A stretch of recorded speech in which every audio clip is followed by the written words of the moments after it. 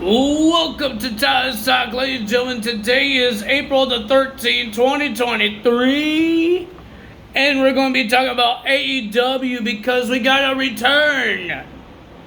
Well, we got a couple of returns, but one return wasn't part of the storyline. And he was gone for months.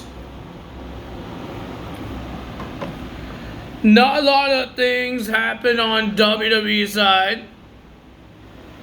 Not a lot of news that happened that's not part of the wrestling storylines. Yeah, there's not a lot of things that happen. I fixed my camera up. Quick. Ladies and gentlemen, so let's get to AEW. First match of the evening. They didn't do a segment to start off the show. We had Darby Allin will be versing Swerve Strickland. Well, Swerve Strickland has his new little bodyguard, I guess, Mr. Brian Cage.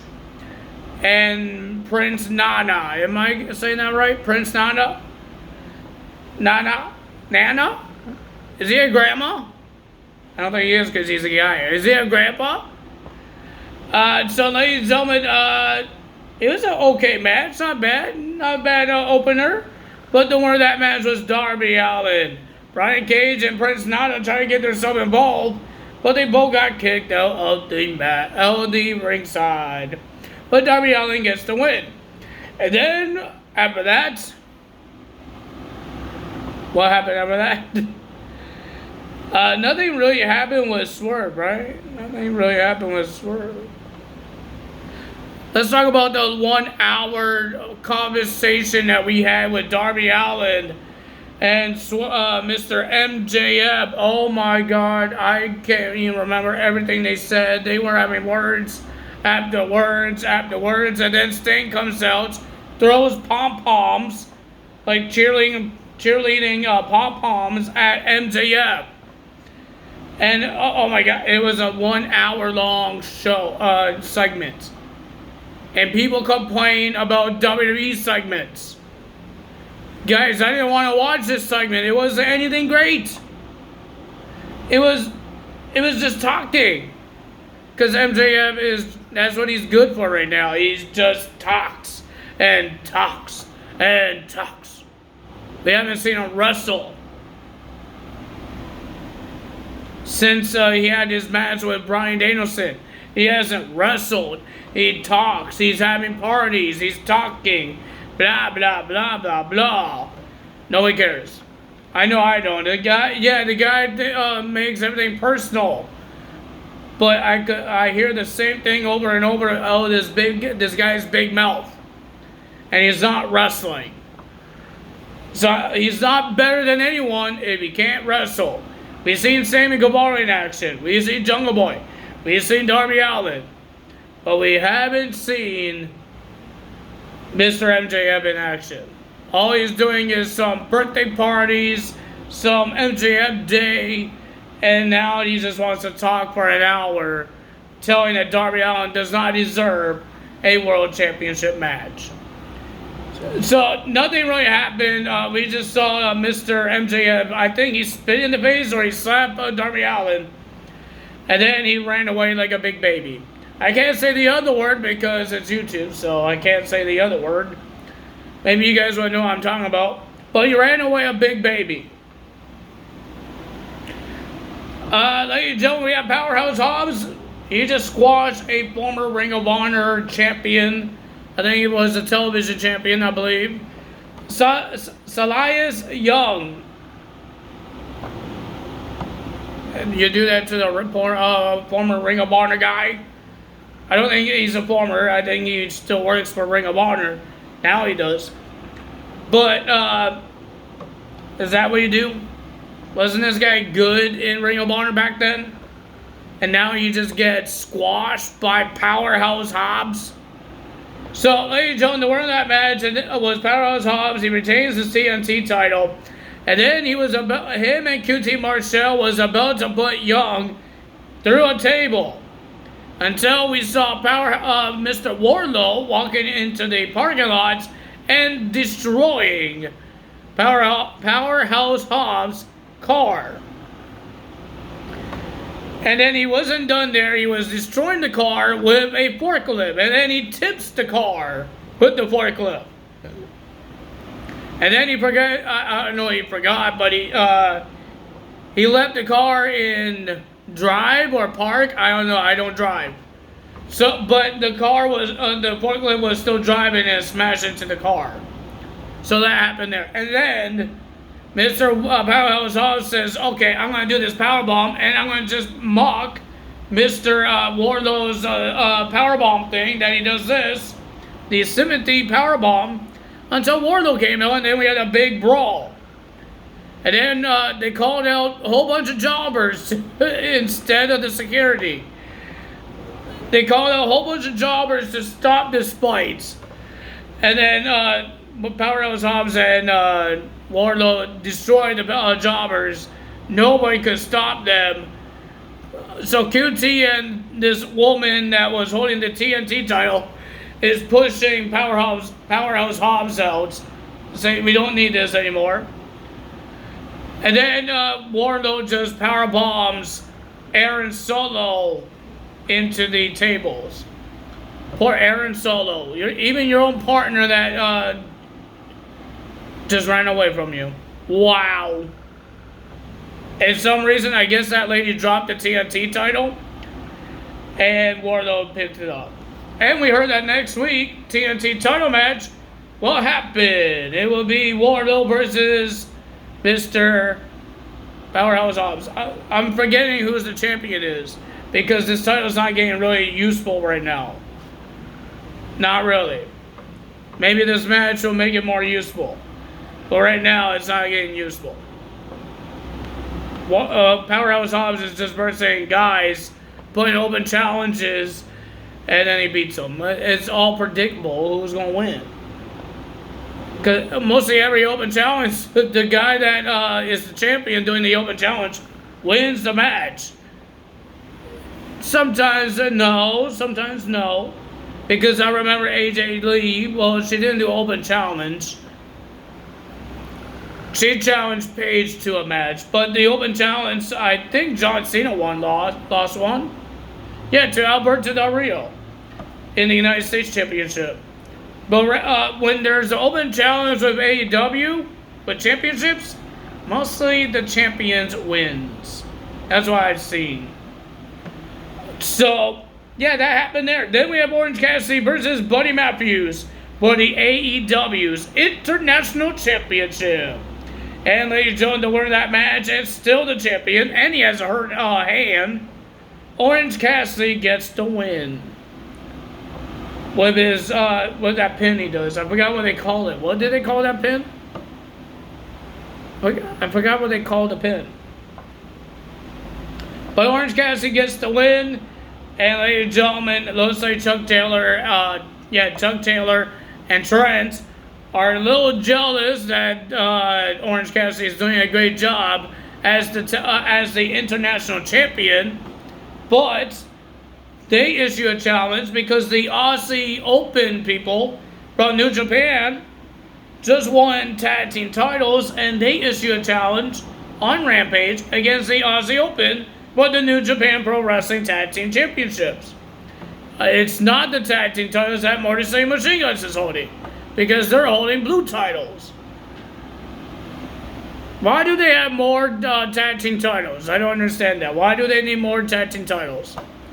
New Japan, you're one brand.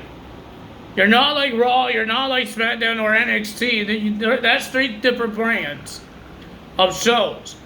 New Japan Pro Wrestling is one show. Why do you need two different tag team titles? I guess for their juniors and I guess their cruiserweights or light heavyweights, and then they got their heavyweights. I guess. Before we got the Blackpool Combat Club, we got Ethan Page. And he wants some answers and wants to know what was in that contract.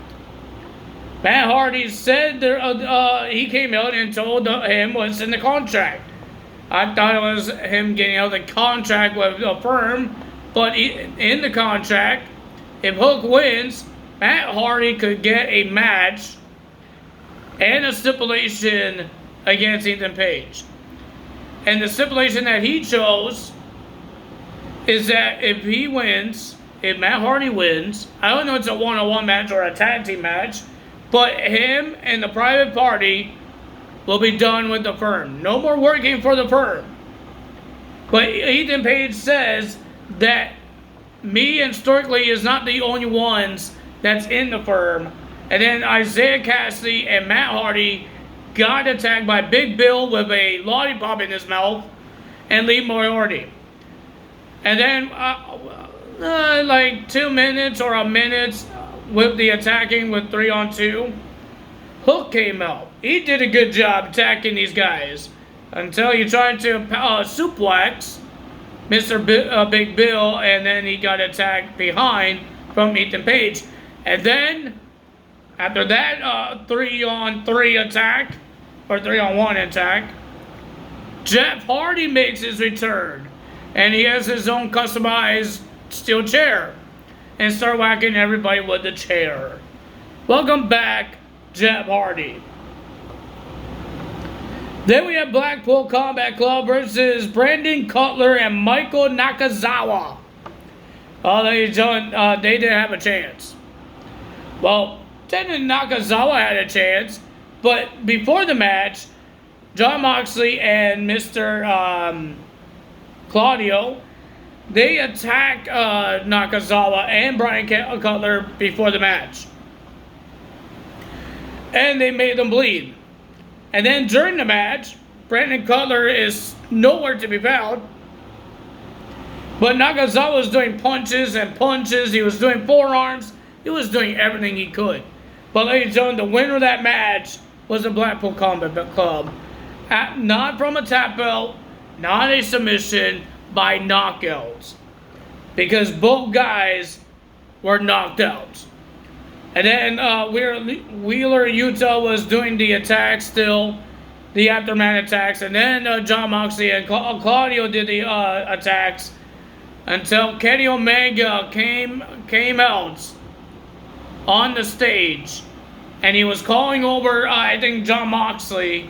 And then, out of nowhere, jumping over the crowd of the barricades, here comes the Young Bucks, super kicking Claudio and Wheeler Yuta, and then we had a brawl.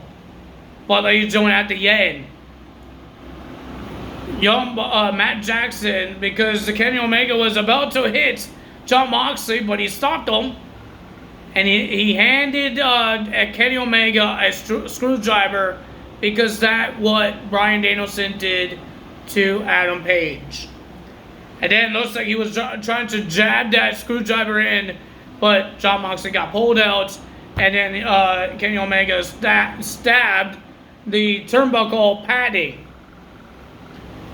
So, yeah, we will find out. Blood and guts. Is that a thing still? Is that part of the match? Because technically they can't do war games because that's WWE thing now. But blood and guts is like war games.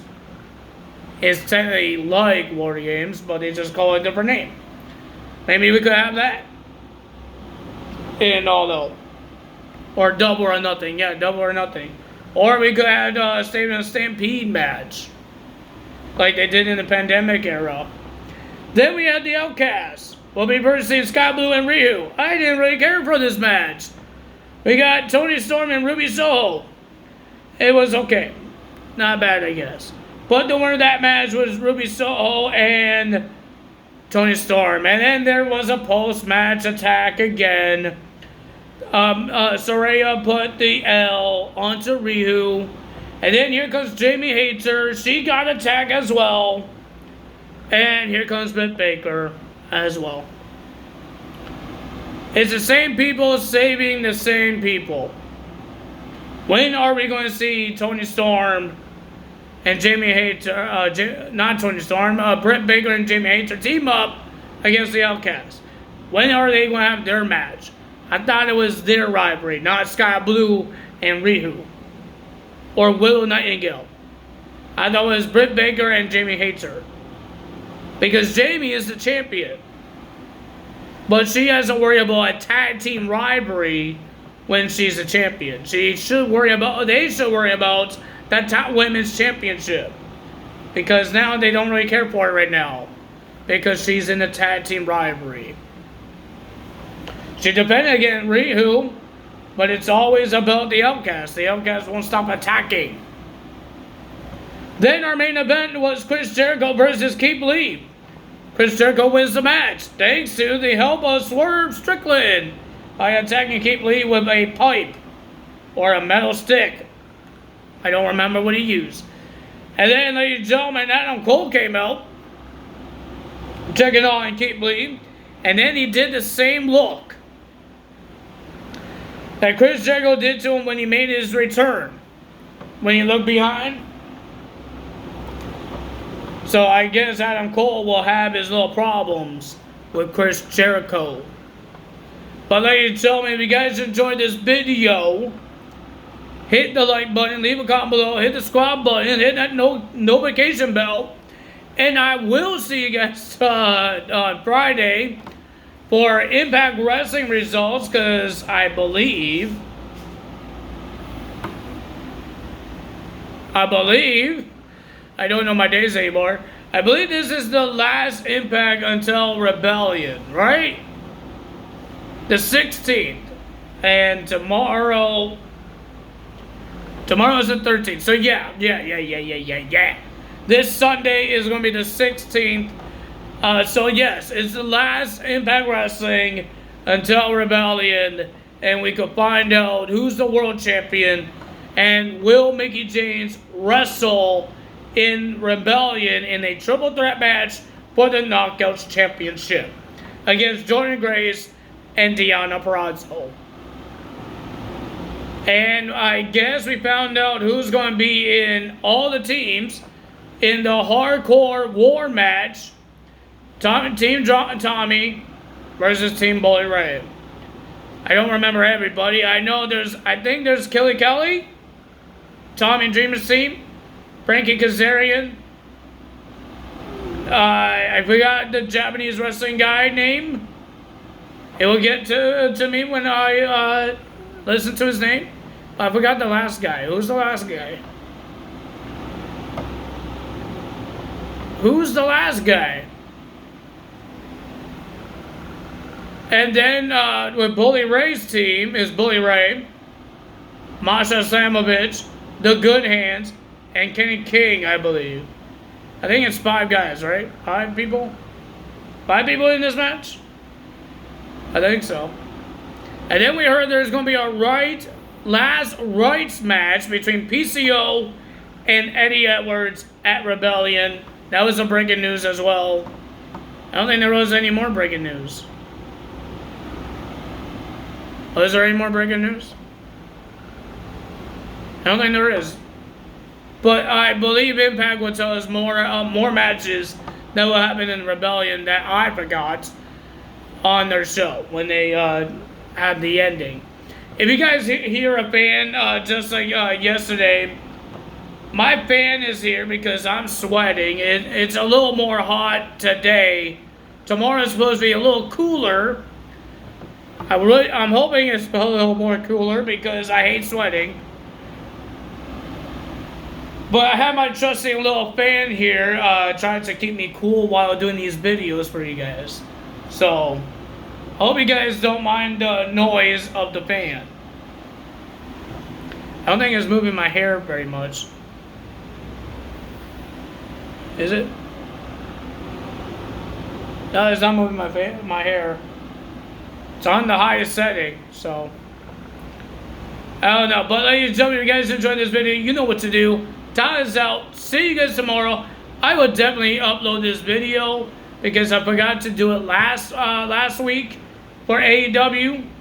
So we're going to do AEW this week because I forgot. But ladies and gentlemen, that's all for me today. Time is out. Bye.